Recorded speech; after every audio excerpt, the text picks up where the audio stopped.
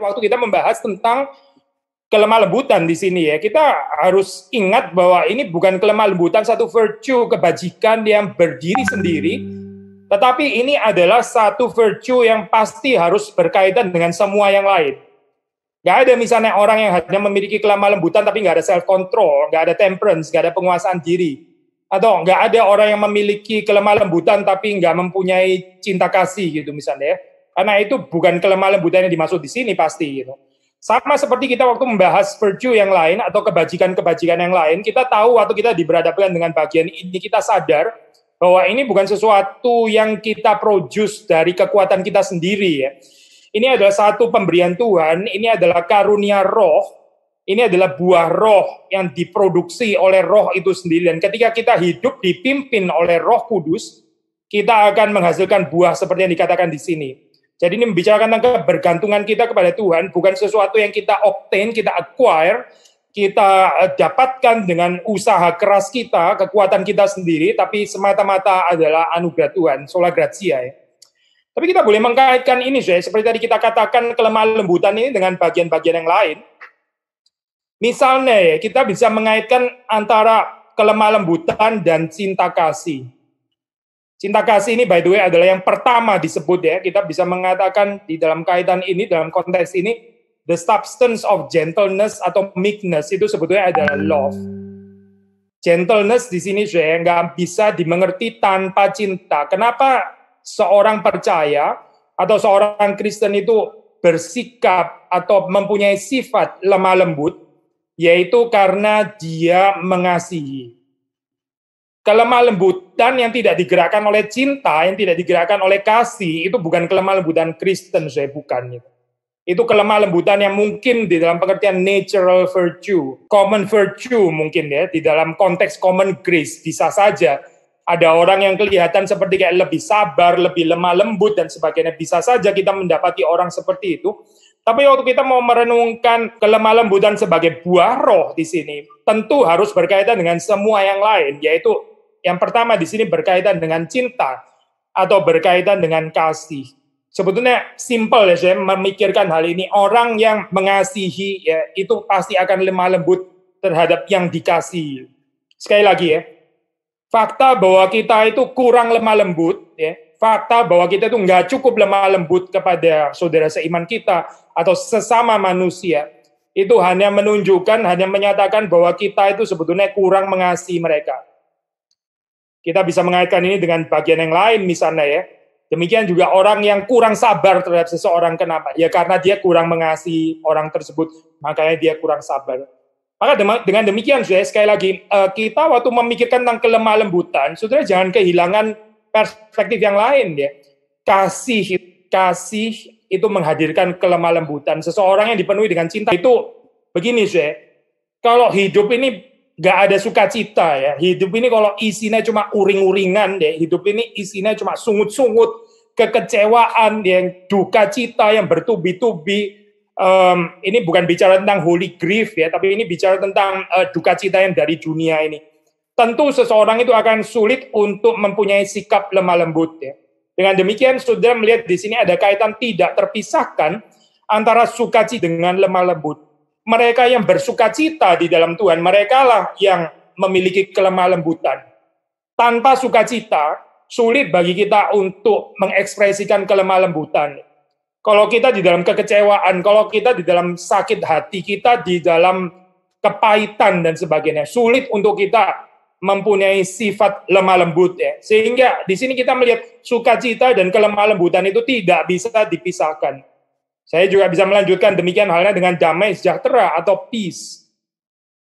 Orang yang hidupnya itu fully reconciled, ya ada rekonsiliasi dengan Tuhan. Dia tahu bahwa Tuhan itu berdamai dengan dirinya. Dia tahu bahwa dia ada di dalam pelukan Tuhan. Dia tahu bahwa dia dikasihi Tuhan. Dia tahu bahwa dosanya diampuni. Orang yang bisa berdamai dengan dirinya sendiri. Orang yang juga di dalam rekonsiliasi dengan semua orang yang lain jika itu tergantung pada dia. Ya. Orang demikian bisa menyatakan kelemah lembutan di dalam kehidupannya. Tapi kalau kita hidup itu nggak ada damai sejahtera, meaning kita nggak reconciled ya, entah itu nggak reconciled dengan orang lain, atau kita nggak reconcile dengan diri kita sendiri, kita adalah orang yang terus membenci diri kita sendiri, kita mengekspresikan kelemah lembutan itu kalau nggak mau dikatakan tidak mungkin sebetulnya. Sehingga sudah melihat di sini ada kaitan tidak terpisahkan antara kelemah lembutan dan damai sejahtera. Orang yang lemah lembut adalah orang yang side, orang yang didamaikan dengan Tuhan, dengan dirinya, dengan sesama. Demikian juga saudara bisa melanjutkan dengan kesabaran, dengan kemurahan, dengan kebaikan, dengan kesetiaan, dan pada akhirnya juga dengan penguasaan diri. Mungkin saya bahas yang terakhir saja, yaitu penguasaan diri ya. Nanti sisanya saudara bisa merenungkan sendiri. Apa sih kaitan antara kelemah lembutan dengan kesabaran misalnya? Ini sangat dekat sekali.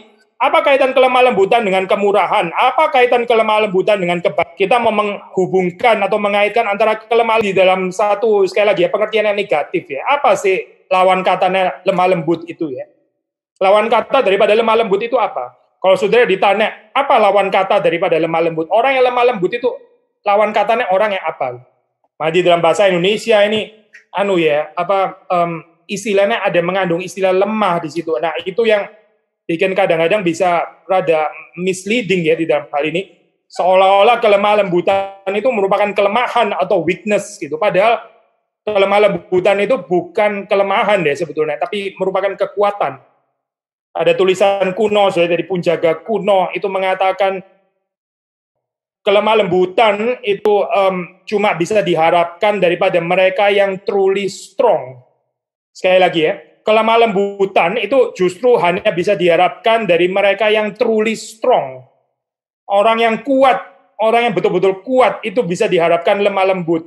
Maksudnya begini, lawan katanya dalam hal ini itu cruelty, kekejaman ya, kasar ya, sifat yang kasar, sifat yang suka menyakiti dan sebagainya. Itu cuma bisa diharapkan di dalam diri orang-orang yang lemah sebetulnya. Gitu. Sekali lagi, kita nggak bisa mengharapkan kelemah lembutan itu dari orang yang lemah, dari orang yang truly powerful, ini biblically powerful maksudnya ya, dari orang yang sungguh-sungguh ada kekuatan di dalam kehidupannya, itulah orang yang kita bisa mengharapkan kelemah lembutan. Saudara dan saya yang kita kurang lemah lembut, ya memang kita kurang perkasa di dalam hal ini. Orang-orang yang kasar, orang-orang yang cruel, itu adalah orang-orang yang lemah sebetulnya, bukan orang-orang yang kuat. Tapi seperti saudara baca di dalam istilah bahasa Indonesia pakai istilah kelemah lembutan seperti kayak seolah-olah mengindikasikan kelemahan. Padahal sebetulnya ini bukan bicara tentang kelemahan, tapi ini bicara tentang kekuatan sebetulnya ya. Nah, sekali lagi tadi pertanyaannya, apa sih kaitan ini dengan self-control, ya, dengan penguasaan diri? Orang yang lemah lembut itu dia bisa menguasai dirinya sendiri. Mereka yang nggak lemah lembut, mereka yang kasar, mereka yang cruel, mereka yang kejam, itu adalah orang-orang yang nggak ada temperance, nggak ada kesabaran, nggak ada penguasaan diri. Ini adalah orang-orang yang gampang sekali terluka dan nggak bisa mengampuni orang lain. Sekali lagi, ini adalah orang yang gampang sekali terluka, lalu terus kemudian nggak punya kekuatan untuk mengampuni orang lain. Nah, saudara sekali lagi melihat di sini bahwa kelemah lembutan ini bukan sesuatu yang pasif ya, tapi sesuatu yang aktif. Orang yang lemah lembut itu bisa mengasihi musuh-musuhnya. Orang yang lemah lembut itu bukan hanya sekedar sabar terhadap mereka yang melukai dia, tapi mendoakan dan mengasihi dan mengampuni dan sebagainya. Jadi bicara tentang sesuatu yang aktif ya, bukan tidak membalas, tapi membalas dengan kebaikan. Jadi saudara melihat di sini ada kaitan tidak terpisahkan antara kelemah lembutan dengan penguasaan diri. Orang yang lemah lembutlah orang itu yang memiliki penguasaan diri yang sesungguhnya, self-control atau temperance. Sebaliknya mereka yang nggak memiliki kelemah lembutan, itu dinyatakan dirinya sebagai orang yang juga nggak bisa menguasai diri. Saya mau membagi apa yang dikatakan oleh beberapa penafsir, itu saya ada bandingkan penafsir klasik seperti Calvin, Johannes Calvin, seperti Matthew Henry, dan satu lagi penafsir penafsir modern dari seri komentari WBC. Saya tertarik waktu saya membaca Johannes Calvin. Ya, dia mengatakan kalimat bahwa ya dia menjelaskan ini buah roh ya, dia menjelaskan beberapa gitu. Tapi ada beberapa yang dia tidak jelaskan. Lalu dia mengatakan hal-hal itu nggak perlu dijelaskan. Saya jadi tertarik waktu Calvin ajari kita perlu mengertinya di dalam kehidupan kita. Jadi maksudnya Calvin kalau saya nggak salah tafsir, kita ada sangat ada keterbatasan kalau membicarakan kelemah lembutan ini di dalam ranah teoritis. Calvin mau mengajak kita untuk mempelajari. Kita percaya ini bukan berarti terus kita nggak perlu menjelaskan sama sekali, ya. Karena anyway, kita nggak mengenal ini, ya. Kita nggak menerima dualisme teori dan praktek, ngomong tok terus nggak ada kenyataannya dan sebagainya. By the way, Yesus itu disebut firman, deh. Firman itu ya bahasa simpelnya kata. Nggak ada orang yang mengatakan Yesus itu cuma kata tok gitu misalnya. Dia cuma speech tok gitu misalnya. Dia cuma logos tok gitu misalnya ya. Nggak ada seperti itu. Karena apa sih? Karena logos itu menjadi daging. Jadi ada konkretisasi di sini ya. Ada embodiment of the word. Nah ini yang kita bisa belajar ya. Logos itu bukan seperti logosnya Plato atau orang-orang Yunani yang lain, pemikir-pemikir itu yang ngawang-ngawang di atas nggak jelas itu ya, cuma di dalam wilayah ide, seperti dikatakan Karl Marx ya. Kalau saudara pergi ke Berlin itu ada satu universitas namanya Humboldt University. Yang menarik Humboldt University itu adalah satu universitas yang sangat terkenal. Jadi banyak sekali pemikir-pemikir yang entah belajar di sana, pernah studi di sana, atau juga pernah menjadi profesor di sana, ya. Kita menyebut nama-nama seperti Einstein, seperti Karl Barth, seperti Kierkegaard, seperti Hegel, seperti Schleiermacher, ya seperti Humboldt sendiri dan Bonhoeffer dan masih banyak orang yang lain, Tapi menarik waktu saudara pergi ke sana, itu di dalam hall yang pertama kita masuk, kutipan yang ditulis di sana itu adalah kutipan dari Karl Marx. Bukan kutipan dari Hegel, bukan Schleiermacher, bukan Kierkegaard, bukan Karl Barth, bukan Einstein, bukan semua yang lain, tapi tulisan dari Karl Marx. Nah, memang kita tahu Berlin itu ya, Berlin Timur waktu di dalam zaman itu pernah jatuh ke dalam tangannya orang komunis ya, beberapa puluh tahun, sehingga ya saya percaya itulah salah satunya kenapa mereka taruh tulisannya Karl Marx, karena ini mau mendukung ideologi komunisme gitu. Waktu itu higher education, maksudnya institusi pendidikan pun mesti submit kepada ideologi negara. Tapi menarik, kalau kita membaca tulisan yang dipilih dari tulisan Karl Marx, di situ Karl Marx mengatakan kalimat kurang lebih seperti ini ya. Filosof-filosof itu ya sibuk untuk memberikan interpretasi terhadap dunia ini. Maksudnya sibuk membangun teori ini dan teori itu, teori interpretatif.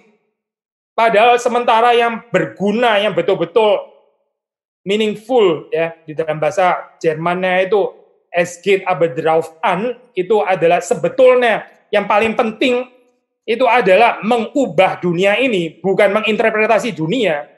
Jadi filosof-filosof itu menurut Karl Marx semua sudah gagal karena mereka cuma main interpretasi doang. Kita nggak perlu interpretasi, kita perlu orang yang mengubah dunia.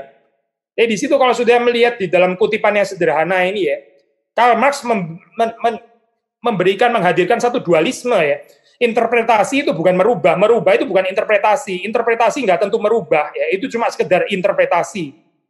Saya pikir kita nggak perlu mengikuti ini ya, filosofi seperti ini ya, filosofinya Karl Marx yang mengajarkan bahwa yang penting mengubah dunia bukan cuma sekedar menginterpretasi, karena interpretasi itu bukan sekedar. Sekali lagi menginterpretasi dunia itu bukan sekedar. Kalau kita worldview-nya salah, kalau kita Weltanschauung kita itu sesat, kita akan sulit sekali untuk bisa berbagian di dalam pengubahan dunia ini. Bagaimana kita mentransform dunia dengan worldview kita sendiri yang salah. Tapi kembali kepada topik informasi dunia dan sebagainya, itu merupakan satu dualisme yang nggak ada perlunya.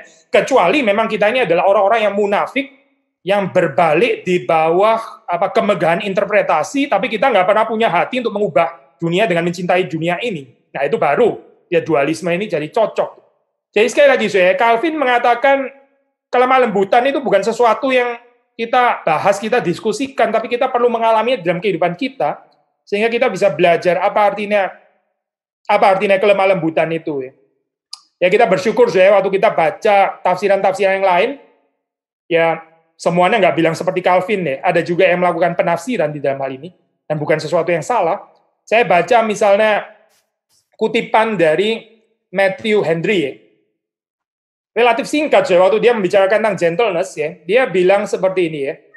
Gentleness such as sweetness of temper, and especially towards our inferiors, as disposes us to be affable and courteous. Saya mau menekankan ini ya, bagi Matthew Henry, gentleness atau kelemah lembutan ini adalah temper atau apa ya? Temper itu apa ya bahasa Indonesia ya?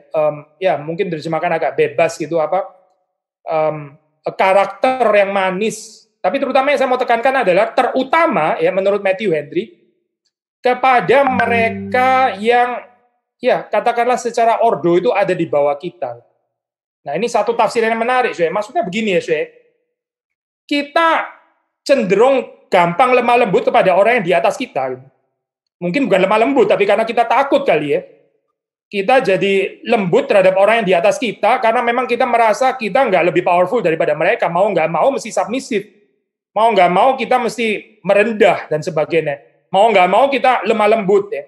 Maka Matthew Henry di situ mengingatkan, ya ini bukan kelemah lembutan, kalau cuma gini ini bukan kelemah lembutan. Kelemah lembutan itu baru teruji kalau kita betul-betul bisa lemah lembut kepada mereka yang ada di bawah kita. Mereka yang secara ordo ya, itu di bawahnya kita ya. Orang yang lebih muda daripada kita, bawaan kita ya, anak-anak kita ya. Mungkin pembantu yang bekerja di rumah kita dan sebagainya. Nah, kita bisa lemah lembut nggak dengan orang-orang seperti itu? Saudara jangan bilang kita lemah lembut, kita lemah lembut kepada orang yang di atas kita lemah lembut terhadap jenderal, kita lemah lembut terhadap pendeta di gereja saudara, ya memang secara ordo mereka di atas saudara, mungkin saudara akan lemah lembut. Tapi ujiannya itu, apakah kita bisa lemah lembut terhadap orang-orang yang ya pegawai kita, orang-orang yang menjadi bawahan kita dan sebagainya. Yang dikatakan oleh Matthew Henry ya di sini ya sekali lagi ya, especially towards our inferiors. Lalu juga and easy to be entreated when any have wronged us. Easy to be entreated easy to be entreated when any have wronged us. Jadi kita bisa dealing di dalam hal ini ya. Kelemah lembutan itu teruji justru waktu kita dilukai. Sekali lagi kalau kita belum dilukai ya, kita sulit bicara kelemah lembutan yang sudah teruji. Saudara jangan bilang kita ini lemah lembut, sementara semua orang itu suka pada kita, semua orang memuji kita, semua orang menerima kita, semua orang menyanjung kita, dan sebagainya. Jangan bicara kelemah lembutan. Mungkin di situ kita bisa bicara kerendahan hati ya, waktu kita tidak sombong. Ya bisa mungkin kita bicara kerendahan hati. Tapi waktu kita bicara kelemah lembutan, itu justru diuji waktu kita itu dilukai. Banyak orang itu merasa, dia berpikir dirinya itu sudah cukup lemah lembut. Padahal waktu dia dilukai baru dia sadar, baru kita sadar bahwa kita ini nggak lemah lembut enough, bahwa kita ini nggak cukup lemah lembut, bahwa kita ini orang yang kasar, orang yang kejam sebetulnya. Saya beberapa waktu yang lalu saya menonton film ini ya, film apa ini, Joker ya, barusan nih karena di pesawat perjalanan agak jauh, saya pikir ya saya tonton film. Tadinya saya waktu film itu pertama kali keluar, saya kurang tertarik itu menonton film itu karena ya setelah baca-baca dan sebagainya ini katanya film yang sangat dark ya, film yang sangat pesimistik meskipun menyatakan gambaran yang realistik terhadap kesulitan yang terjadi dalam society betul, tapi sebenarnya film itu seperti kok film yang dark gitu ya. Saya nggak terlalu tertarik menonton film-film yang dark karena hidup ini sudah banyak pergumulannya. Kenapa mesti nonton film-film yang seperti itu lagi? Saya berapa tahun lalu pernah menonton film Black Swan, mungkin saudara tahu ya tentang penari balet itu. Nah, diakhiri dengan gambaran seperti itu, kok saya jadi stres ya. Jadi ikut agak depresi setelah nonton film itu. Nah, film itu nggak memberikan pengharapan. Film itu seperti kayak merayakan skizofrenik. Film itu merayakan orang-orang yang mentally ill, psychologically problematic dan sebagainya. Maka waktu film Joker itu pertama kali keluar, saya nggak terlalu tertarik menonton film itu. Tapi setelah saya di perjalanan di pesawat terbang ini banyak waktu dan sebagainya. Saya pikir saya coba nonton lah itu mengerti kesulitan psikologis seseorang yang terjadi di dalam tekanan society dan sebagainya. Menarik, memang film itu satu pengharapan yang bagus ya gitu. Kita bahkan saya nggak tahu respon saudara apa gitu, tapi melihat latar belakangnya dia yang banyak disakiti dan sebagainya. Mungkin waktu kita menonton biografinya dia itu, kita bisa timbul semacam simpati bahkan ya, mungkin semacam pengertian gitu, mungkin semacam belas kasihan juga, understanding. Kenapa saya? Karena ini adalah orang yang terus-menerus dilukai. Jadi kita mencoba untuk mengerti kesulitan psikologinya ya, orang yang terus-menerus dilukai seperti ini, akhirnya melukai kembali, ya itu seperti kayak sesuatu yang wajar, sesuatu yang ya kita bisa mengerti. Tetapi waktu kita membaca di dalam Galatia pasal 5, justru keindahannya di sini adalah waktu bicara kelemah lembutan. Saudara dan saya yang juga bisa berpotensi menjadi joker ini ya. Joker di dalam hal apa yaitu di dalam waktu kita dilukai, kita mau membalas dendam. Waktu kita dilukai, kita akan melukai kembali, kalau bisa nggak kalah tajam dengan pisau yang ditusukkan kepada kita gitu, supaya dia juga belajar, supaya terjadi keadilan dan sebagainya ya. Itu adalah gambaran orang yang hidupnya itu dikuasai oleh kedagingan, bukan dipimpin oleh Roh Kudus. Kalau kita dipimpin oleh Roh Kudus, kalau Roh Kudus memenuhi kita nggak akan berespon seperti itu. Kita nggak akan menjadi psikopat. Kita nggak akan menjadi orang-orang yang mentally ill, meskipun itu sangat bisa dimengerti secara penjelasan psikologis. Meskipun kita bisa maklum, meskipun kita bisa bersolidaritas, meskipun kita bisa mencoba untuk mengerti, tapi itu bukan satu-satunya akhir daripada gambaran manusia yang terus-menerus dilukai kehidupannya. Maka waktu kita bicara kelemah lembutan, ini bicara bukan sesuatu yang klise, ya, tapi ini bicara tentang theological realisme. Membicarakan bahwa di dalam dunia ini yang sudah jatuh, kita bergaul dengan orang-orang yang lain, termasuk orang-orang percaya, orang-orang yang mengaku pengikut Kristus dan sebagainya. Tapi kita nggak bisa menghindarkan diri daripada kehidupan yang saling melukai. Kita dilukai dan kita melukai juga. Maka apa pengharapannya? Injil itu memberikan pengharapan, Kristus itu memberikan pengharapan kepada saudara dan saya, bukan di dalam pengertian bahwa ini loh, kalau kamu percaya kepada Kristus mulai detik ini kamu tidak akan pernah melukai orang lain lagi. Bukan itu kali ya beritanya gitu. Ya, saudara yang punya sahabat dekat, apalagi saudara yang sudah menikah dan sebagainya, kita tahu di dalam relasi yang sangat intens, yang sangat dekat itu ya, kita sangat rentan di dalam kehidupan yang saling melukai. Kita tahu kalau kita nggak sering ketemu dengan seseorang yang mungkin kita jarang melukai dia, lalu pengharapannya apa? Ya ini buah roh gitu. Pengharapannya itu buah roh.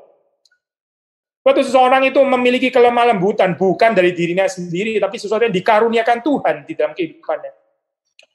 Waktu dia dilukai, ya, dia bisa mengampuni, ya, dia bisa dealing dengan luka sakit hati itu ya dengan benar di hadapan Tuhan. Saya bukan mengatakan kita jadi nggak mengalami lagi rasa painful, ya. Itu bukan kekristenan, itu stoicisme.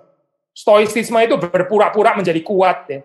Seperti kayak manusia itu nggak bisa lagi mengalami sakit, nggak bisa lagi dilukai, menertawakan penderitaan gitu misalnya ya, lalu berada di atas kesulitan ya dengan tertawa terbahak-bahak. Karena kita ini tidak tersentuh oleh kekecewaan, tidak tersentuh oleh luka dan sebagainya. Saya pikir ini satu filosofi hidup yang nggak bisa dihidupi ya. Unlivable, itu bukan kekristenan, itu stoicisme. Tapi kalau kita kembali kepada ajaran firman Tuhan, justru ajaran tentang kelemah lembutan, ini sebetulnya presuppose, ini assume bahwa kita ini boleh dilukai. Precisely kita boleh dilukai, ya karena apa? Karena ada kelemah lembutan yang bisa disediakan oleh Roh Kudus.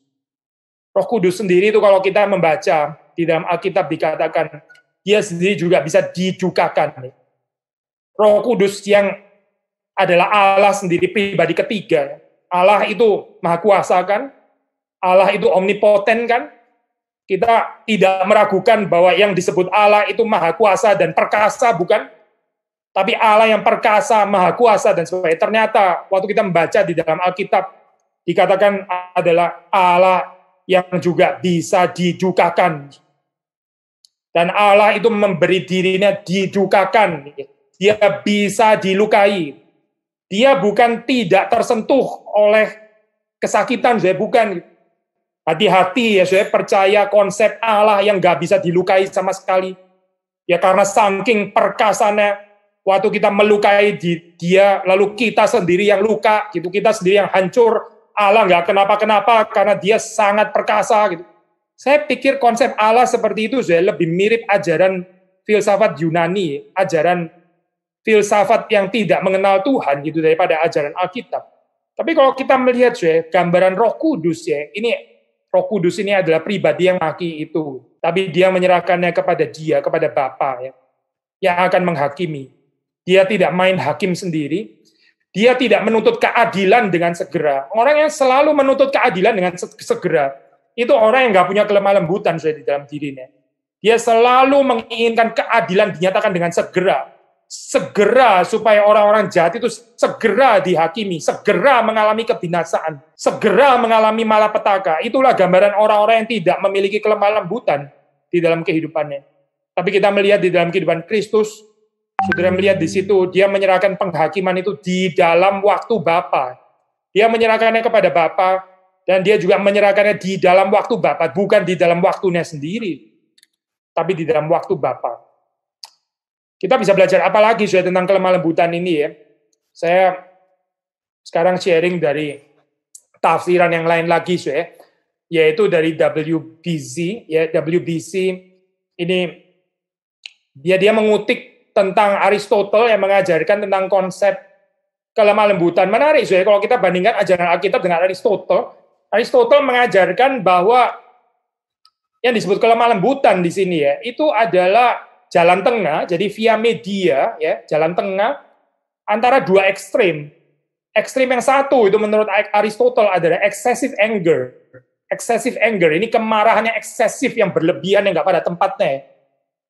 Tapi ekstrim yang lain, inability to be angry. Nah ini menarik, inability to be angry. Jadi menurut Aristotle, yang disebut kelemah lembutan itu bukan orang yang terus kemudian diinjak-injak gitu ya. Yang setelah diinjak-injak, tapi dia nggak bisa mengatakan apa yang menjadi keinginannya, mentalitas victim gitu dan sebagainya. Saya pikir dalam hal ini Aristotle ada certain bijaksana waktu mengatakan paling nggak dia mau membedakan kelemah lembutan itu bukan orang yang suka diinjak-injak. Ini bukan gambaran selflessness, orang yang nggak punya ego strength, orang yang memang psychologically itu defect gitu ya, psychologically problematic. Dia nggak bisa mengekspresikan apa itu namanya keinginan hatinya, dia nggak bisa marah sama sekali atas nama kelemah lembutan. Dia kalau saya pakai bahasa Jawa, dia orang yang mental nerimo gitu misalnya ya. Jadi mau diapa-apain, ditempeleng juga nerimo. Ya, ini di dalam ini saya respons seseorang terhadap anugerah umum, general revelation, wahyu umum. Tapi yang lebih penting bagi kita bukan mengikuti Aristotle ini boleh saja menjadi insight bagi kita paling nggak untuk menolong kita supaya kita bisa membedakan antara kelemah lembutan dengan selflessness yang keliru paling tidak. Tapi kalau kita membaca di dalam kitab suci itu kitab suci ini kita di dalam ini kanonisasi orang Protestan memang kita nggak menerima apocryphal writings itu sebagai kanonisasi kitab suci tapi ini bukan buku sesat ini adalah tulisan yang juga bermanfaat. Di dalam terjemahan LXX Septuaginta itu membicarakan kelemah lembutan di dalam kaitan yaitu di dalam pengertian submissive atau teachable spirit toward God. Nah ini menarik ini konsep yang sangat penting Jadi lemah lembut itu adalah satu virtue yang relasional.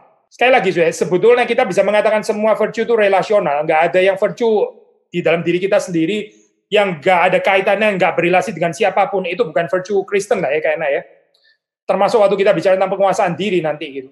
Kelemah lembutan ini bukan sesuatu yang hanya ada pada kita. Saya ansih in myself itu gentle, ada kelemah lembutan. Tapi kelemah lembutan ini di dalam kaitan dengan yang lain. Dan tentu saja yang penting di sini adalah dengan kaitan dengan Tuhan pasti relasi dengan Tuhan. Apa yang disebut dengan kelemah lembutan? Disebut dengan kelemah lembutan itu yaitu spirit yang teachable, spirit yang submissive. Sekali lagi kelemah lembutan itu adalah orang yang bisa menaklukkan dirinya di bawah Tuhan. Dia orang yang bisa diajar oleh Tuhan. Nah memang teachable dan submissive ini bisa juga dikaitkan dengan kerendahan hati pasti Tapi di sini dikaitkan dengan kelemah lembutan di dalam arti, kalau saya bahas sebaliknya ya, orang yang nggak lemah lembut ya, orang yang tidak memiliki kelemah lembutan, itu adalah orang yang nggak teachable, itu orang yang keras maksudnya. Orang yang keras itu bukan hanya di dalam pengertian dia ngomongnya kasar gitu misalnya, itu mungkin fenomenal ya. Ada orang yang mungkin ngomongnya seperti ceplas-ceplos, direct dan sebagainya, tapi hatinya mungkin lemah lembut gitu. Mungkin dia adalah orang yang compassionate. Jadi kita jangan tertipu dengan fenomena-fenomena ya. Ada orang yang ngomongnya sopan, santun, seperti feminin sekali ya. Tapi hatinya itu sudah di dalam sangat tidak teachable dan nggak pernah bisa submit kepada orang yang lain. Tapi kelihatan seperti kayak sangat feminin, santun, ngomongnya tertata dan sebagainya. Tapi nggak teachable sama sekali, ya. Nah, ini adalah orang yang hatinya keras alias tidak memiliki kelemah lembutan sebetulnya. Dari kita, ya, di dalam ini ya, Pak, perspektif Alkitab, saya pikir kita perlu belajar untuk melihat bukan secara fenomena saja, tapi kita belajar yang melihat secara substansial, ya, secara lebih esensial. Nah, ini juga konsep yang diajarkan dalam apocryphal writing ini ya, misalnya dalam buku sirah. Inilah yang terus kemudian lalu dikembangkan, misalnya di dalam tulisan Perjanjian Baru ya. Perjanjian Baru itu kalau kita membaca misalnya di dalam surat Yakobus ya, surat Yakobus pasal pertama ayat ke-21. Di situ sangat dipengaruhi oleh konsep Second Temple Judaism ini ya. The idea of teachableness ya, submission. Itu adalah sesuatu yang sangat penting ya. Orang yang rendah hati, orang yang lemah lembut itu adalah orang yang teachable, orang yang submissive. Jadi sekali lagi, lemah lembut ini bukan cuma sekedar satu karakter yang hanya ada pada kita, lalu apalagi kita mau mendemonstrasikan, yang memamerkan, nah ini loh saya orang yang lemah lembut, orang yang sabar dan sebagainya. Lemah lembut itu secara substansial adalah orang yang terus-menerus tidak berhenti bertumbuh karena dia terus-menerus bisa diajar oleh Tuhan sendiri. Saya boleh ini ya, saya kaitkan konsep ini dengan keadaan kita sekarang ya. Dan keadaan kita sekarang ya biasanya saya orang itu diuji juga kelemah lembutannya waktu di dalam saat-saat seperti ini. Waktu kita sakit gitu ya, waktu kita kurang ada uang, waktu kita bangkrut, waktu kita ditipu dan sebagainya. Nah, ini kita diajar di situ kita bisa lemah lembut atau tidak gitu. Waktu ada pandemi seperti sekarang ini. Waktu nggak boleh keluar, ya, waktu mesti physical distancing, waktu saudara mesti ya membatasi diri di rumah secukupnya, mungkin menunya ya itu terus, telur dengan 99 variasinya gitu. Nah, di dalam saat-saat seperti itu, ya, betul-betul kelemah lembutan kita itu sedang diuji. Maksudnya begini, kita bisa melihat ini sebagai satu pelajaran atau tidak gitu. Kalau kita lemah lembut ya, kita menjadikan saat-saat seperti ini sebagai satu lesson. Lalu kita bertanya kepada Tuhan, Tuhan apa yang engkau mau saya belajar di dalam saat-saat seperti ini? Nah itu orang yang lemah lembut. Tapi ada orang yang nggak lemah lembut di dalam saat-saat seperti ini, dia ngomel-ngomel terus, dia rasa nggak puas, dia dissatisfied, dia disappointed, dia bersungut-sungut. Kenapa selebritis yang tinggal di millions dollar home, dollar house itu ya. Lalu mereka seperti komplain dengan saat-saat isolasi, terus banyak sekali netizen ya di luar sana yang mencibir. Itu apa sih yang mereka ngomong ini ya? Itu kan bukan isolasi, itu holiday namanya dan sebagainya. Tapi orang yang sudah biasa hidup enak, orang yang sudah biasa hidup berkelimpahan, disuruh isolasi, tinggal di tempatnya, di rumahnya sendiri yang sebetulnya sangat mewah, banyak fasilitas dan sebagainya, itu tetap saja ngomel dan sebagainya. Ini orang yang nggak ada kelemah lembutan. Kalau kita ada kelemah lembutan, ya kita bertanya kepada Tuhan di dalam saat-saat seperti ini, Tuhan mau kita itu belajar apa sih sebetulnya? Nah itu orang yang teachable, itu orang yang submissive, orang yang bisa menundukkan diri di hadapan Tuhan, orang yang tidak berhenti belajar di dalam saat-saat penderitaannya. Nah itulah orang yang lemah lembut. Orang yang waktu disakiti, ya, dia marah, dia menyakiti balik dan sebagainya. Ya itu anak kecil, itu orang yang gak mature, ya, orang yang childish. Tetapi kita, saudara dan saya yang bertumbuh, yang menjadi dewasa, waktu kita tersakiti, ya, termasuk tersakiti oleh keadaan pada saat ini, kita tanya di hadapan Tuhan, Tuhan sekali lagi, ya, saya ini mesti belajar apa sih dalam saat seperti ini? Apa yang Tuhan mau saya ini bertumbuh? Lessons apa yang saya perlu belajar dalam saat-saat seperti ini? Nah, saya percaya dengan kelemah lembutan seperti itu, kita menjadi orang-orang Kristen yang tidak akan berhenti bertumbuh, ya, termasuk di dalam saat-saat seperti ini. Justru mungkin kita akan lebih intensif di dalam pertumbuhan kita, karena indeed saat-saat seperti ini bisa merendahkan kita, ya, bisa membuat kita lebih rendah hati, bisa membuat kita lebih submisif, bergantung kepada Tuhan. Kalau respons saudara dan saya benar di hadapan Tuhan. Tapi kalau respons kita salah, ya celaka, saudara. Ini peristiwa seperti ini nggak membentuk kita ternyata, malah ya kita nggak kemana-mana dengan peristiwa seperti ini. Jadi sekali lagi, saudara, istilah teachableness atau submission ini penting sekali, ya, untuk mengerti spektrum gentleness ini, ya, gentleness di hadapan Tuhan. Tapi gentleness juga relasi bisa dimengerti di dalam pengertian di dalam kaitan dengan orang lain, ya. Gentleness toward others. Nah, saudara bisa membaca di dalam tulisan Paulus yang lain, misalnya dalam 1 Korintus pasal 4 ayat 21, 2 Korintus 10 ayat 1, Galatia di surat yang sama, pasal 6 ayat 1, Efesus pasal 4 ayat 2, Kolose pasal 3 ayat 12, 2 Timotius 2 ayat 25, dan masih ada beberapa tempat yang lain, ya. Saudara melihat di situ yang dikatakan di sini adalah gentleness toward others, ya. Gentleness toward others. Ini penting, ya, saudara. Kalau kita sekali lagi sama seperti tadi kita mengatakan, kelemah lembutan kita itu justru diuji bukan waktu semua orang itu baik kepada kita, bukan waktu semua orang itu ngomongnya sopan kepada kita. Tapi gentleness kita itu justru diuji waktu orang itu ngomongnya ngawur, ya. Orang ngomong ngawur terhadap kita gitu. Orang itu annoying gitu, ya. Orang itu annoying, jadi kita jadi annoyed gitu. Kita lalu terus kita jadi terprovok gitu misalnya, ya. Karena orang lain itu memang provokator gitu misalnya, ya. Lalu kita jadi ikut terprovok, kita jadi gak sabar, ya. Dan disitulah kelemah lembutan kita itu sesungguhnya itu diuji. Sekali lagi, ya, kelemah lembutan kita itu belum teruji kalau semua ngomong baik-baik, semua orang ngomongnya sopan, semua orang rendah hati, semua orang nggak ada yang menyakiti kita. Ya belum teruji, kelemah lembutan kita itu belum teruji. Tapi kelemah lembutan saudara dan saya itu betul-betul teruji. Waktu orang itu menghina kita, waktu orang itu salah mengerti kita, waktu orang itu kasar terhadap kita, gitu. Waktu orang memfitnah kita dan sebagainya. Waktu kita diprofil secara salah, gitu. Padahal maksud kita bukan seperti itu. Nah, di saat-saat seperti ini, kita betul-betul diuji kelemah lembutan kita.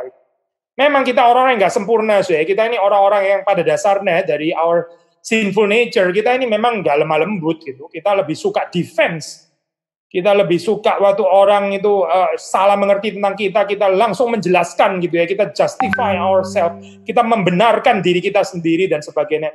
Bahkan kadang-kadang waktu kita salah pun kita tetap membela diri, ya.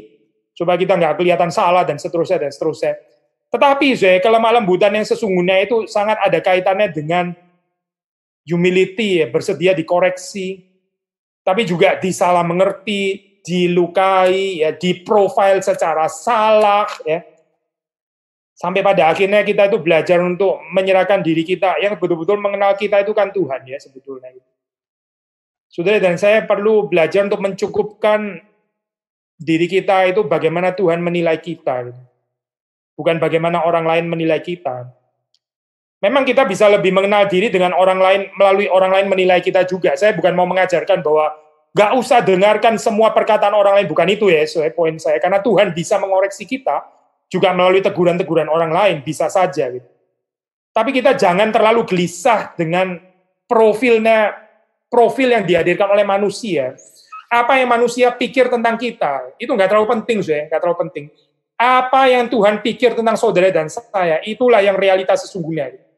Jadi berbahagialah saudara dan saya kalau kita bisa punya kepekaan, Tuhan itu mengenal kita itu bagaimana. Nah, ini penting, Orang yang lemah lembut itu mengenal dirinya di hadapan terang firman Tuhan. Yang menjadi mirror, yang menjadi cermin di sini, ya. Bukan orang lain, karena kalau kita melihat orang lain sebagai mirror, kita bisa sombong, kita mungkin bisa merasa, oh saya lebih baik kok imannya daripada orang lain. Saya lebih kuat kok di dalam saat-saat seperti ini, nggak penakut seperti si ini dan itu. Saya lebih bijaksana kok daripada yang lain. Ya, kita bisa jadi sombong dan self-righteous, tapi mirror kita itu Kristus. Ya. Setiap orang waktu bercermin di hadapan Kristus, dia harus menjadi rendah hati. Karena Kristus itu sempurna kelemah lembutannya. Saudara dan saya, di hadapan Kristus sebagai cermin, kita akan dinyatakan kehidupan kita ini sangat jauh daripada kelemah lembutan.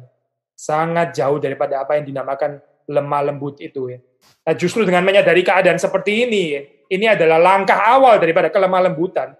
Karena kita lebih menjadi teachable, kita jadi humble, kita lebih rendah hati, kita jadi mau diajar di sana. Ya. Nah, itulah kelemah lembutan. Jadi, orang yang lemah lembut di hadapan Tuhan, dia sendiri akhirnya juga bisa di hadapan sesamanya, dia bisa lemah lembut terhadap sesamanya. Saya percaya sedikit banyak dalam saat seperti ini ya, kita diuji kelemah lembutan kita waktu menghadapi orang-orang yang sombong, ya, orang yang bermegah atas nama iman, ya. Saya nggak takut terhadap wabah ini. Saya mau keluar ketemu sama siapa saja terserah saya. Saya mau datang ke gereja, beribadah, menyatakan iman saya. Ya, kita bisa kehilangan kelemah lembutan loh saya terhadap orang-orang seperti itu. Kita betul-betul bisa kehilangan kesabaran saya dengan orang-orang seperti itu, bukan? Orang-orang yang self-righteous seperti itu. Tapi sisi yang lain kita juga bisa kehilangan kelemah lembutan juga kepada orang-orang yang sangat penakut ya. Atas nama social distancing, atas nama kebijaksanaan, tapi sebetulnya sangat memikirkan kesejahteraannya sendiri. Orang-orang yang ya penakut, nggak memikirkan orang lain, hanya memikirkan keselamatan dirinya sendiri, paranoia. Kita bisa kehilangan kelemah lembutan terhadap orang-orang seperti itu, bukan? Kita cenderung kita akan kepingin dari natur kita yang berdosa, kita kepingin menghina mereka gitu. Lu ini apa-apaan di dalam saat seperti ini kok jadi penakut seperti ini gitu. Kita hampir ngomong kalimat seperti itu atau malah mungkin sudah ngomong. Nah di sini waktu kita bicara tentang kelemah lembutan yang dihadirkan oleh Roh Kudus, mari kita belajar sekali lagi. Memang kita ini orang-orang yang lemah, bukan orang-orang yang sempurna. Tapi waktu Roh Kudus itu menguasai kita, kita menjadi orang yang lemah lembut, ya betul-betul lemah lembut seperti Kristus. Lemah lembut bukan hanya kepada orang yang sabar, yang ngomongnya benar, yang theologically correct, yang proportional. Justru sekali lagi, kelemah lembutan kita itu diuji melalui orang-orang yang nggak proporsional itu. Gitu. Orang-orang yang either kelewat penakut, atau orang-orang yang kelewat self-righteous. Lalu dalam saat-saat seperti ini, kita masih bisa lemah lembut nggak dengan orang-orang itu? Gitu. Masih bisa gentle, masih bisa menasehati dengan gentle nggak? Atau kita jadi nggak sabar, lalu kita jadi marah, kita jadi ngomel-ngomel, kita jadi bentak-bentak, dan sebagainya. Nah, itulah kita jadi ya menyatakan diri bukan sebagai orang yang lemah lembut. Ya. Mungkin poin yang terakhir, kita juga bisa mengatakan, menghadapi saat ini, kondisi ini pun ya, kita juga perlu lemah lembut. Saya bukan mengatakan kita berespons secara impersonal, ya. Karena sekali lagi kita mengatakan tadi yang disebut kelemah lembutan itu selalu include personal relationship. Yang disebut relationship itu always personal. Kita nggak bisa masuk ke dalam relationship yang impersonal. Ya kalau kita bicara tentang personal, ya berarti pertama adalah relasi kita dengan Tuhan, kedua relasi kita dengan sesama. Mungkin kita juga bisa bicara relasi kita dengan diri kita sendiri juga. Tapi yang tadi saya katakan adalah saat-saat seperti ini, ya, saat-saat wabah kita nggak bisa keluar dan sebagainya, kita mesti mengisolasi diri, sosialis seperlu-perlunya saja gitu kepada orang-orang yang sungguh-sungguh membutuhkan kita. Gitu. Di dalam saat-saat seperti ini kita juga perlu lemah lembut. Kalau kita boleh kontraskan, ya ini lawan katanya adalah sungut-sungut, ya, grudges. Orang Israel waktu di padang gurun itu mengalami semacam isolasi. Waktu mereka di Mesir, itu mereka nggak diisolasi. Mereka bisa ini, bisa itu, ada banyak kegiatan dan sebagainya, seperti banyak atraksi ya di Mesir. Tapi waktu mereka mulai dibebaskan, ya ini dibebaskan tapi malah masuk isolasi. Isolasi di padang gurun, nggak ada apa-apa, cuma ada panas terik matahari, lalu ada pasir, dan pasir, dan pasir, dan pasir, dan menunya selalu mana, dan mana, dan mana, dan mana. Wah, ini betul-betul bisa membosankan ya keadaan isolasi seperti ini. Lalu apa yang menjadi respons daripada orang Israel? Ini menjadi contoh ya, model bagi kita. Bersungut-sungut, mencela Tuhan dengan kehadiran Tuhan. belajar mencukupkan diri di dalam pemeliharaan Tuhan. Saudara jangan lupa ya, sekarang ini masa Lent ya, ini adalah minggu-minggu Prapaskah. Tadi Pendeta Jethro mengingatkan ya, kita memang orang Protestan kebanyakan, enggak semua ya, saya enggak semua, tapi mungkin tidak sedikit yang enggak terlalu observe ya bagian-bagian seperti ini, minggu-minggu Prapaskah, masa Lent dan sebagainya, seperti kayak kita enggak mau tahu dengan minggu-minggu itu ya. Tapi kalau orang yang observing minggu-minggu Prapaskah ini, saya apa yang sedang dilakukan sih di situ? Yaitu kehidupan yang bertara, saya, kehidupan yang berpantang. Education of needs, tapi reduction of needs. Apa sih yang betul-betul dibutuhkan oleh manusia di dalam saat-saat minggu-minggu Prapaskah ini? Dan di situ kita dihantar ke dalam satu spiritualitas untuk merenungkan apa yang betul-betul perlu di dalam hidup ini. Waktu saudara berpuasa, waktu saudara mengisolasi diri, nah ini sangat dekat sekali ya dengan penghayatan Lent, penghayatan minggu-minggu Prapaskah. Saudara banyak bermeditasi, saudara banyak merenungkan kehidupan ini, merenungkan firman Tuhan, saudara banyak berdoa, ya, saudara mengunci diri di rumah, ya ini sangat sangat cocok saudara dengan penghayatan Lent. Harap ini menjadi satu saat sabat kita ya, sabatnya agak panjang saudara, di mana kita membebaskan diri daripada distraksi keinginan yang sebetulnya nggak terlalu perlu ya di dalam kehidupan ini. Saudara masih hidup kok di dalam saat isolasi seperti ini kan. Kita nggak mati kok. Seperti orang Israel itu, mereka diberikan menunya mana dan mana dan mana dan mana. Juga masih hidup kok mereka. Mereka nggak kekurangan gizi kok. Mereka nggak harus makan steak kok baru bisa menikmati hidup, nggak harus kok. Nggak harus ada sambal juga sebetulnya. Mana ya dan mana cukup sebetulnya. Apa sih sebetulnya yang betul-betul dibutuhkan manusia di dalam hidup ini? Nah, hopefully masa Lent ini saya ini mempersiapkan kita untuk merenungkan Jumat Agung ya. Tuhan membantu kita di dalam hal ini ya dengan mengizinkan ada terjadi pandemi ini. Saya bukan mengatakan pandemi ini sesuatu yang baik ya. Ini tetap sesuatu yang buruk tetap. Tapi di dalam tangan Tuhan ini bisa menjadi sesuatu yang dipakai menjadi alat yang indah, menjadi satu sarana untuk membentuk saudara dan saya, seperti Tuhan juga membentuk bangsa Israel waktu mereka berada di padang gurun itu. Seperti satu periode Lent yang panjang. Ya. Yesus sendiri 40 hari dia berpuasa. Sebelum dia memasuki periode pelayanan yang sangat berkuasa.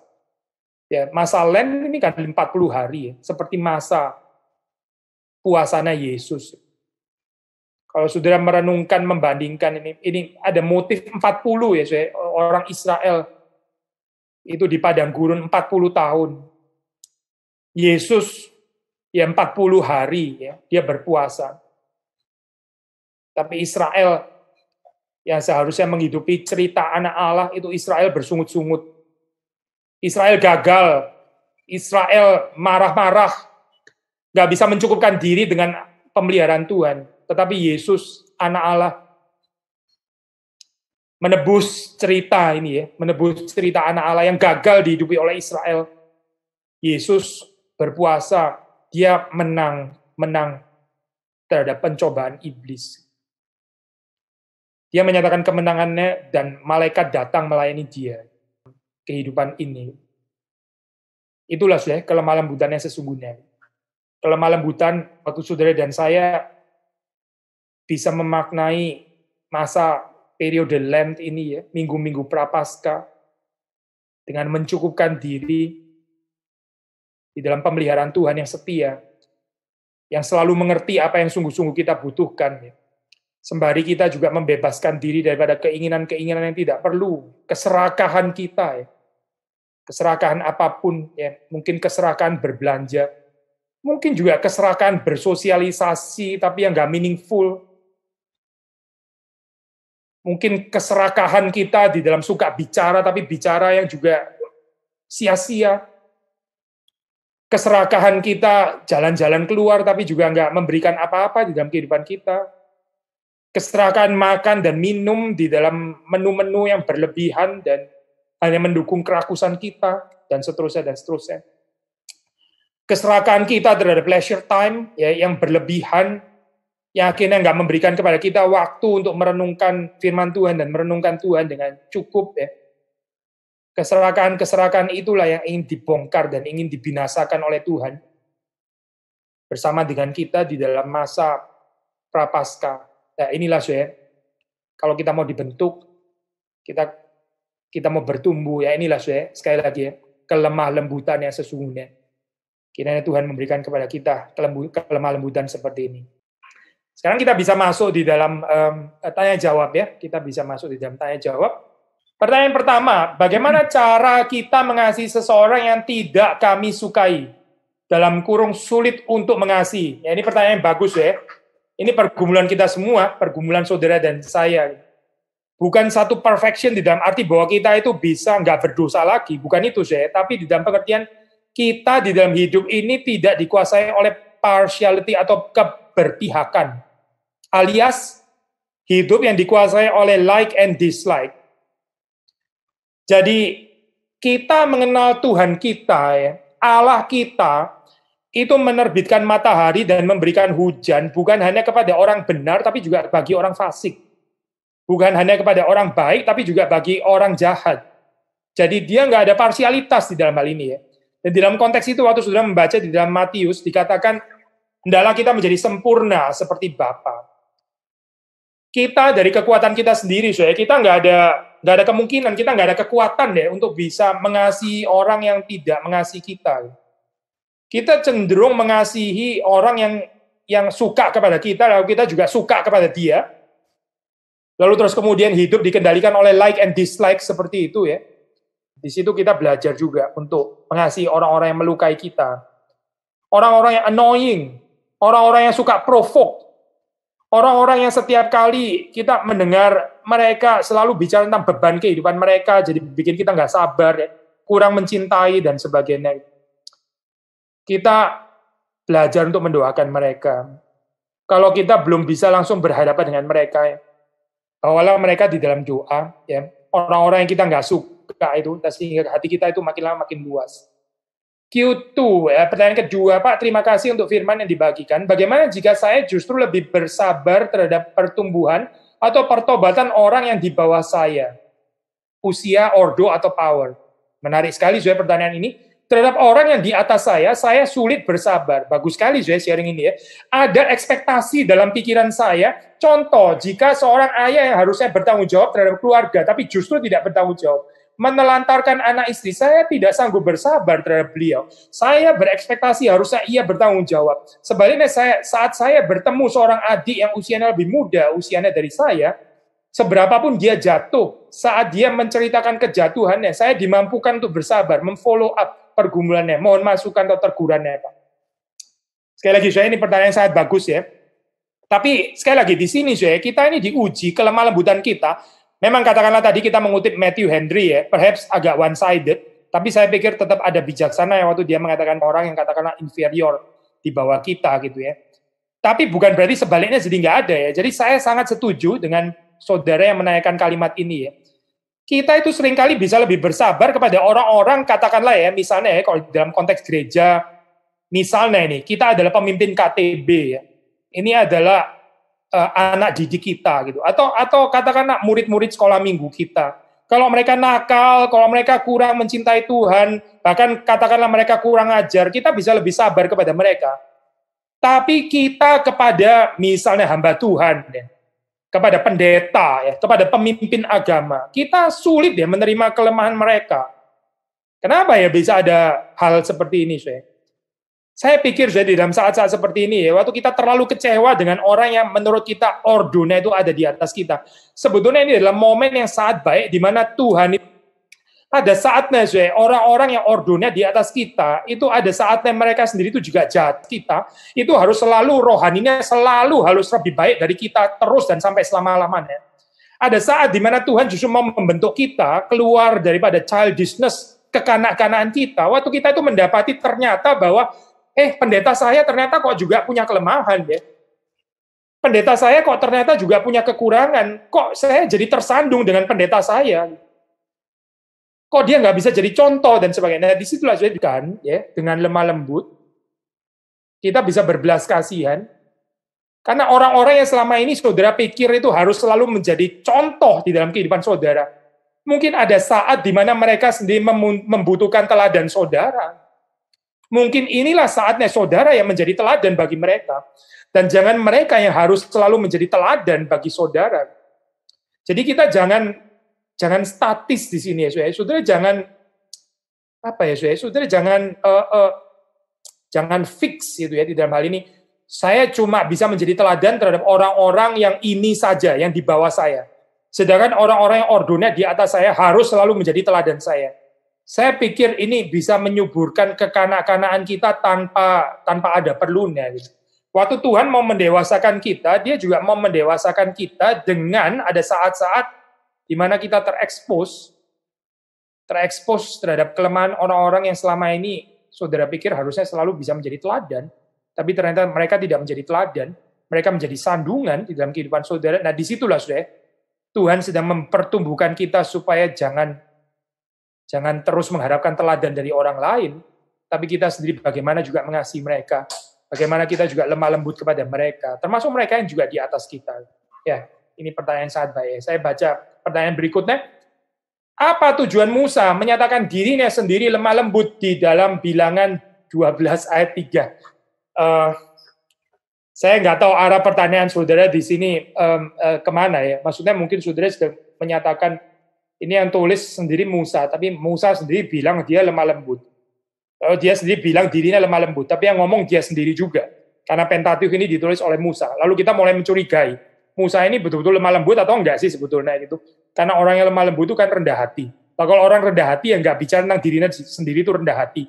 Kalau dia bicara dirinya rendah hati dan dirinya lemah lembut, ya itu orang yang nggak lemah lembut dan nggak rendah hati gitu misalnya. Supaya ini adalah firman Tuhan gitu. Musa itu memang perlu menulis bagian ini karena memang dia diminta Tuhan untuk menulis gitu. Kalau dia memang harus menulis tentang dirinya, ya dia akan melakukan itu juga. Tapi bukan Musa sendiri yang tergerak untuk menulis hal ini, tapi Roh Kudus yang menggerakkan Musa untuk menulis bagian ini. Kita baca aja saudara ini ya. Bilangan 12 ayat. Saya baca bahasa Inggris ya. Miriam and Aaron spoke against Moses because of the Cushite woman whom he had married. For he had married a Cushite woman. And they said, has the Lord indeed spoken only through Moses? Has he not spoken through us also? And the Lord heard it. Now the man Moses was very meek. Musa itu sangat lemah lembut, more than all people who were on the face of the earth. And suddenly the Lord said to Moses and to Aaron and Miriam, come out you three to the tent of meeting, dan seterusnya dan seterusnya. Saudara bisa membaca sendiri ya. Jadi memang betul di sini ya. Ini Musa di sini dikatakan dia mencatat bahwa dirinya itu adalah rendah hati. By the way, saudara, kalau kita mau ya ini agak sedikit kompleks ya, saudara, kalau kita mengatakan ini ya. Even kita percaya Pentateuch ini ditulis oleh Musa, bukan berarti nggak ada redaksi ya. Bisa saja tulisan ini adalah tulisan redaksional belakangan yang dilakukan oleh penulis yang lain, redaktor, yang juga dipenuhi oleh Roh Kudus, menulis bagian ini. Jadi juga nggak mutlak itu adalah Musa yang menulis. Bisa saja redaktor yang belakangan menulis bagian ini. Tapi katakanlah, misalnya pun katakan ini yang menulis adalah Musa. Nggak ada persoalan juga, saudara, karena dia menulis bagian ini, dia diminta oleh Tuhan untuk menyatakan bagian itu, bukan untuk mempermuliakan dirinya sendiri. Tapi dengan tujuan supaya orang itu belajar untuk menghargai orang yang diurapi oleh Tuhan. Sekali lagi ya, di sini kalau saudara baca konteks saya, di situ Miriam itu ya mereka di sini ya, bukan cuma Miriam tapi juga Harun. Miriam dan Harun itu berkata melawan Musa dengan sempit hati. Memangnya Tuhan itu cuma berbicara melalui Musa saja. Ini kalau saya terjemahkan dalam konteks kita sekarang, memangnya dipakai Tuhan cuma dia doang. Memangnya gua nggak bisa dipakai Tuhan apa? Memang dia tok yang bisa dipakai Tuhan gitu ya. Nah ini saya kalimat-kalimat seperti ini seringkali mengekspresikan iri hati dan kesempitan hati seseorang gitu. Kita nggak bisa pungkiri ya, di dalam dunia ini ada orang-orang yang dipakai Tuhan dengan luar biasa. Memang kenapa cuma dia? Nah, saya pikir ini kita berada dalam bahaya ya. Jadi ini pelajaran yang bisa dipelajari di situ. Tetapi juga ada sisi yang lain juga bisa dipelajari dari sisi Musa sekarang ya. Mengapa ini dinyatakan? Musa sendiri meskipun diserang seperti ini ya, dia belajar untuk menjadi lemah lembut. Dan Musa di sini menjadi teladan ya. Sebenarnya kelemah lembutan Musa ini menunjuk kepada kelemah lembutan Kristus. Ini adalah tipologi ya, yang menunjuk kepada Kristus. Saudara melihat Kristus waktu dia di dalam dunia, banyak orang juga nggak bisa menerima otoritasnya kan. Orang-orang Farisi, the scribes, ahli-ahli Taurat. Mereka juga mengatakan, siapa orang ini? Kita yang dari dulu berkuasa, kita dari dulu pengajar-pengajar Israel, ini pengajar datang dari mana? Ini pengajar ingusan baru datang gitu. Kenapa orang Israel mesti mendengarkan dia? Mereka sama, pengertiannya sama lagi. Dikuasai dengan kesempitan hati, nggak bisa menerima otoritas Kristus. Tapi saudara melihat di situ ya, Kristus tetap rendah hati, Kristus tetap lemah lembut. Nah, ini kita mempelajari apa di sini ya? Kalau saudara dan saya ya, kita masih bisa dipakai Tuhan, itu adalah kasih karunia Tuhan ya. Bukan karena kita lebih qualified daripada orang lain. Lalu waktu kita diberkati Tuhan, kehidupan kita bisa dipakai oleh Tuhan. Lalu ada orang lain menyerang kita ya, ada orang lain memfitnah kita, ada orang lain membenci kita, dan seterusnya dan seterusnya. Sama seperti Musa, sama seperti Kristus, saudara dan saya diundang untuk tetap punya kelemah lembutan. Perhatikan respons Musa di sana ya. Musa bukan terus kemudian self-asserting di dalam arti ya memang saya yang menjadi satu-satunya juru bicara Tuhan gitu. Memang kenapa lu nggak mau terima? Lu nggak bisa terima saya gitu misalnya. Itu bukan responsnya Musa, juga bukan. Gitu. Musa nggak mengatakan ya memang saya hamba Tuhan ya gitu. Kenapa nggak bisa saya terima saya sebagai hamba Tuhan? Memang saya yang punya otoritas di sini. Itu bukan responsnya Musa, juga bukan. Gitu. Responsnya Musa sudah pelajari ya di dalam bagian itu sangat-sangat indah gitu. Bagaimana Musa merespons. Akhirnya Tuhan sendiri yang marah kepada Miriam dan Harun ya, Miriam sampai kena kusta gitu. Jadi Miriam kena kusta, tapi terus kemudian sekali lagi ya, bagaimana responsnya Musa? Musa bukan terus nyukurin, nah syukurin lu ya. Gara-gara serang saya akhirnya lu kena punishment dari Tuhan. Syukurin lu kena kusta sekarang. Sekali lagi saya, bukan itu responsnya Musa. Tapi Musa tetap dinyatakan di situ sebagai orang yang betul-betul punya kelemah lembutan ya. Dia mendoakan, dia punya belas kasihan bahkan terhadap orang-orang yang dihukum Tuhan karena mencela Musa. Sekali lagi, karakter Musa ini betul-betul menunjuk kepada Kristus. Nah, waktu kita belajar daripada kelemah lembutan Musa, saudara jangan terdistraksi, lalu terus saudara kepingin jadi terganggu. Kenapa Musa di sini membicarakan kelemah lembutannya sendiri di sini? Kok jadi mirip orang congkak? Kelemah lembutan Musa itu menunjuk kepada Kristus. Saudara jangan didistraksi untuk tidak melihat Kristus. Yang harus kita lihat di dalam kelemah lembutan Musa itu adalah kelemah lembutan Kristus, dan saudara dan saya diundang untuk menghidupi kelemah lembutan Kristus ini di dalam kehidupan saudara dan saya. Baru kita bisa belajar dengan benar dari bilangan itu ya, dari kitab bilangan itu. Kelemah lembutan orang Kristen sering dipandang remeh oleh non-Kristen sehingga dengan gampang disalahartikan dalam tindakan yang menguji kasih kita kepada mereka. Bagaimana kita menyikapi hal ini? Ya kalau Alkitab kan mengatakan memang ini tadi ya, mungkin saya pakai Aristotle tadi ya. Tetap sesuatu yang insightful, itu bukan firman Tuhan sih ya. Tapi paling enggak ya, Aristotle di dalam respons terhadap general revelation, dia mengatakan kelemah lembutan itu bukan berarti ketidaksanggupan untuk marah, bukan. Kita bukan dipanggil untuk di-victimize, bukan gitu. Kita bukan karena kelemah lembutan kita tuh jadi bulan-bulanannya dunia ini, bukan. Karena itu di dalam Alkitab juga dikatakan kita perlu bijaksana. Tapi betul seperti yang saudara bilang ya, orang-orang yang lemah lembut itu biasanya di dalam dunia ini dianggap sebagai orang-orang yang kalah. Tetapi Alkitab mengatakan justru orang-orang lemah lembut inilah yang memiliki bumi. Ini menarik saya ini, sabda di bukit ini mengatakan, berbahagialah orang-orang yang lemah lembut, mereka akan memiliki bumi. Orang-orang yang nggak lemah lembut, orang-orang yang kasar, orang-orang yang cruel, itu akan kehilangan bumi. Lawan katanya ya, maksudnya ya. Bumi itu nggak bisa dimiliki oleh orang-orang yang tidak lemah ini. Kalau kita terus nggak puas, kalau kita terus bersungut-sungut, kalau kita terus dipenuhi dengan pikiran yang nggak pernah satisfied di dalam hidup ini, ya, pasti nggak bisa memiliki dunia. Kita pasti akan sangat ngomel-ngomel terus di dalam dunia ini, ya, nggak bisa bersyukur terhadap pemeliharaan Tuhan. Persis seperti kehidupan orang-orang Israel di padang gurun yang nggak ada kelemah lembutan itu. Tetapi waktu kita ada kelemah lembutan, kita jadi bisa menikmati pemeliharaan Tuhan, anugerah Tuhan, berkat Tuhan, dan sebagainya. Jadi ini memang jalan salib, ya betul. Orang yang lemah lembut di dalam dunia ini kelihatan seperti kayak kalah ya. Tapi memang kita nggak berusaha untuk memenangkan kerajaan dunia ini kan. Saudara dan saya nggak diundang untuk berlomba-lomba membangun kerajaan dunia, kan? Kita diundang untuk kalau kita bertekun, ya, membangun cerita kerajaan Allah, ya, kita menjaga sikap hati yang lemah lembut, terus increase ya, di dalam keterlibatan kita di dalam pekerjaan kerajaan Allah yang tidak terlihat itu. Tapi kalau kita mulai tertarik dengan kerajaan dunia yang kelihatan, ya, worldly power, worldly jabatan, ya, saudara akan sangat gampang kehilangan kelemah lembutan. Kalau saudara berusaha bersaing di dalam dunia ini, ya, untuk mendapatkan posisi-posisi tinggi yang ada di dalam dunia ini, ya saudara akan rasa kelemah lembutan itu konyol. Tetapi kalau kita mencari terlebih dahulu kerajaan Allah dan segala kebenarannya, kelemah lembutan itu bukan kekonyolan, ini adalah kekuatan. Kita nggak bisa membangun kerajaan Allah tanpa kelemah lembutan. Itu nggak mungkin, tidak mungkin. Perhatikan kehidupan Yesus. Yesus lemah lembut, rendah hati, kayu salib.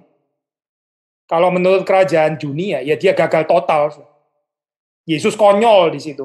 Totally di-victimize, ya. Akhirnya Yesus yang disalib dan bangkit itu, ada saudara lebih tertarik membangun kerajaan dunia. Saudara lebih tertarik membangun kerajaan Allah, kemuliaan sorgawi, atau kita lebih tertarik dengan kemuliaan duniawi? Saudara lebih mengejar kuasa sorgawi, atau saudara lebih mengejar kuasa yang ada di dalam dunia ini? Saudara lebih mengejar hormat manusia, atau saudara lebih mengejar hormat yang dari Tuhan? Ini pertanyaannya. Sebagai orang introvert, saat pertama kali bertemu orang yang belum dikenal, orang yang belum dekat, cenderung defensif dan menghindar untuk berrelasi yang dalam dengan orang tersebut. Apakah respon tersebut benar atau tidak? Dan bagaimana seharusnya kita berespons tanpa memaksa kita seakan-akan menjadi orang yang ekstrovert? Gini ya, saya nggak salah, saya hidup itu kan ada takarannya, ya, hidup ada proporsinya gitu. Kalau kita ini adalah orang yang introvert, ya kita perlu waktu untuk menjalin kedekatan dengan orang yang lain. Nggak bisa kita langsung jadi ekstrovert, nggak bisa kita langsung membuka semuanya, ya. Saya pikir waktu kita pertama kali berjumpa dengan orang yang kita nggak kenal, kita terbukanya hanya sedikit. Lalu lain kali kalau kita bisa lebih bersahabat, kita bisa lebih namanya orang yang selalu mau tahu urusannya orang lain, tapi begitu orang lain tanya, nah kamu sendiri pergumulannya apa? Dia jawab, oh saya nggak ada apa-apa, saya baik-baik saja, saya oke kok kehidupan saya. Tapi dia selalu suka mengorek-ngorek kehidupannya orang lain, dia selalu mau tahu kelemahannya orang lain, pergumulannya apa, kesulitannya apa, tapi dia sendiri nggak pernah mau sharing kesulitannya kepada orang lain. Ini orang-orang yang sombong ya, sebetulnya. Saudara mesti berhati-hati dengan orang-orang seperti itu, dia bukan sahabat yang baik. Ini orang-orang yang jaim. Di dalam persahabatan yang sehat, ya, itu kita bisa saling percaya, kita membuka diri, orang lain juga membuka dirinya, kita saling mendoakan dan sebagainya. Tapi saya sependapat dengan saudara, memang ada waktunya, ya. Jangan dipaksakan kalau waktunya memang belum sampai, ya. Kita belajar untuk mempercayakan diri dan mempercayai orang lain itu pada waktu yang tepat. Saya pikir dalam hal ini kita nggak perlu dari introvert menjadi ekstrovert, bukan itu ya panggilannya. Tapi bagaimana entah kita introvert atau entah kita ekstrovert, kita bertumbuh di dalam mempercayakan kehidupan kita kepada orang lain dan juga percaya kehidupan orang lain. Q6, Calvin tentang lemah lembut itu. Calvin lebih ke arah mendorong kita untuk mempraktekannya langsung. Calvin kurang membahas tentang teori lemah lembut. Begitu ya Pak? Maaf tadi kurang menangkap. Sebentar ya, mungkin saya kesabaran dan kelemah lembutan untuk menanti. Jadi begini, setelah dia menjelaskan long suffering, ya, jadi yang dia jelaskan ini adalah, ya dia ada menjelaskan tentang joy, ya. Dia menjelaskan tentang faith, dia menjelaskan long suffering atau patience. Lalu setelah dia menjelaskan long suffering, kalimatnya seperti ini. The other terms require no explanation.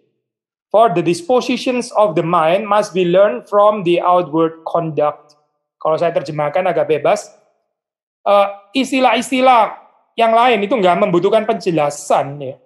Karena disposisi pikiran, ya, maksudnya inilah kelemah lembutan dan sebagainya itu, ya. Itu kita perlu pelajari melalui tingkah laku kita yang nyata, gitu, outward conduct, ya, yang kelihatan. Kita belajar dari sana. Ya, hopefully menjawab pertanyaan saudara, ya. Tapi ini bukan kalimat mutlak ya, seperti tadi kita sudah katakan kita membahas kok, kita bukan nggak membahas tentang tentang kelemah lembutan dan kerendahan hati. Waktu kita mencari jawaban dari pertanyaan kita terhadap Tuhan, sebetulnya apa Tuhan selalu menjawab lewat Alkitab saja? Atau kita juga bisa menganggap logika kita, komentar orang lain itu juga as powerful as the Bible untuk dipakai Tuhan bicara kepada pergumulan kita. Ya kalau pertanyaan saudara as powerful of the Bible as the Bible, ya ini berarti harus setara dengan Alkitab kan? Ya nggak setara pasti. Tapi Tuhan bisa pakai reason kita, Tuhan bisa pakai logika kita, Tuhan bisa pakai komentar orang lain, nasihat orang lain, pikiran kita sejauh itu confirm ya dengan firman Tuhan, dengan apa yang dinyatakan di dalam kitab suci. Ya berarti kita sebetulnya sedang belajar kitab suci kan ya. Kita sedang mempelajari bijaksana Kristus itu sendiri. Gitu. Nasihat orang lain yang bertentangan dengan kitab suci, ya saudara tahu, saudara nggak pura. Itu bukan berarti bukan tanpa reason, bukan tanpa nasihat orang lain. Ya sola scriptura artinya bukan itu, saya bukan. Tapi kalaupun kita mendengar pendapat orang lain, itu bisa dipakai Tuhan untuk membawa kita kepada pengertian scriptura juga. Bisa dipakai Tuhan untuk membawa kita masuk ke dalam kelimpahan pengertian firman Tuhan. Dari situlah kita mendapatkan bijaksana kita. Dua pertanyaan lagi ya. Bagaimana ada hikmat untuk tahu kapan harus menahan, kapan harus defense? Nah ini pertanyaan baik sekali, saudara. Seringkali saudara disebut dengan self denial itu ya. Waktu kita enggan ya melakukannya. Jadi begini saudara. Kalau saudara rasa saudara nggak tahan, kalau saudara nggak bicara, nah itu justru mungkin deh saudara. Di situ adalah saat di mana saudara dan saya perlu berdiam. Ada saat-saat di mana kita itu sudah nggak sabar lagi, kita kepingin ngomong gitu misalnya, kita kepingin kasih tahu. Nah itu justru mungkin saat-saat di mana kita itu belajar untuk berdiam diri. Tapi di saat-saat yang lain, ada saatnya di mana kita itu justru kita malas ngomong, kita malah takut ngomong, sudahlah saya diam saja. Kayaknya di dalam saat-saat seperti ini saya lebih comfortable, saya lebih convenient, saya lebih enak kalau saya diam saja, saya nggak usah ngomong. Ngomong banyak resikonya ya. Nah itu saat-saat seperti itu justru mungkin kita perlu bicara di situ. Justru mungkin kita perlu bicara. Jadi seringkali, ini nggak mutlak ya, tapi seringkali apa yang kita enggan itu, apa yang kita itu secara spontaneously itu kita enggan untuk melakukan, justru itu yang mungkin kita harus melakukan di situ dalam hal ini. Pertanyaan terakhir ya, Q9. Bagaimana bentuk kelemah lembutan di dalam amarah? Saudara mau mengertinya secara paradoksikal gitu ya. Bagaimana lemah lembut yang amarah dan amarah yang lemah lembut. Mungkin amarah bukan lemah lembut bukan amarah kali ya saudara. Ini masing-masing ada saatnya. Di sini yang lebih tepat adalah ada saat ya, ada saat untuk menyatakan kelemah lembutan, ada saat untuk menyatakan amarah yang kudus di dalam hal ini ya. Enggak harus bertentangan tapi masing-masing ada saatnya. Ketika kita disalahi dalam respons kita, bagaimana kita tetap lemah lembut namun tetap menyatakan kesalahan orang yang menyalahi kita? Nah ini pertanyaan yang saya jawab ya. Gini saya ambil ilustrasi sederhana ya.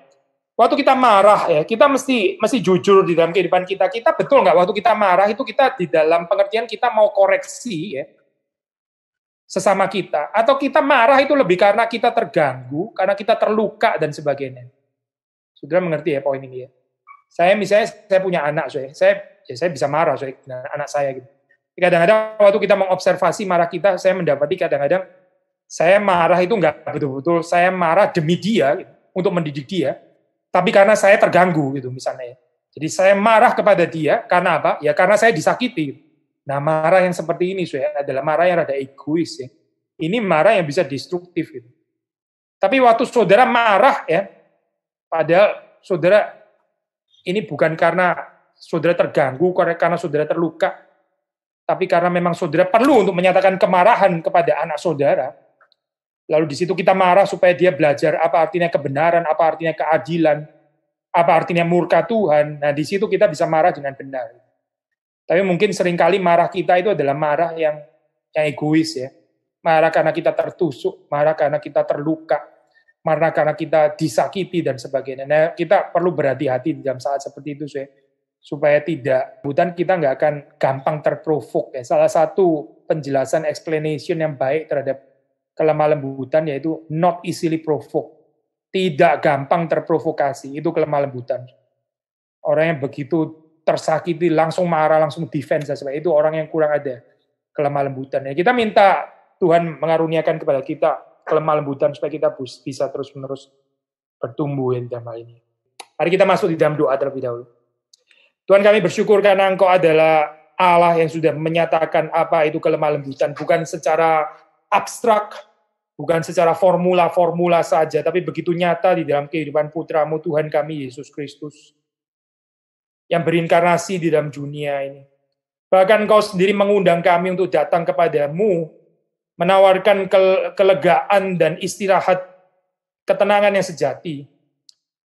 Engkau mengundang kami yang berbeban berat, kami yang menanggung kuk yang tidak enak. Engkau mengundang kami untuk datang kepadamu dan belajar daripadamu yang rendah hati dan lemah lembut.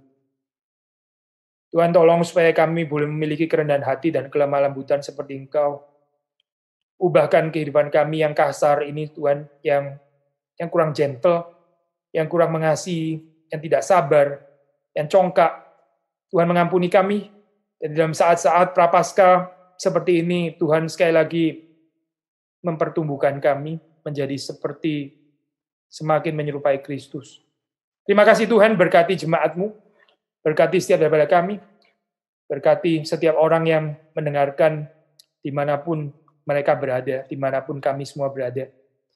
Demi Yesus Kristus kami berdoa, kami bersyukur. Amin.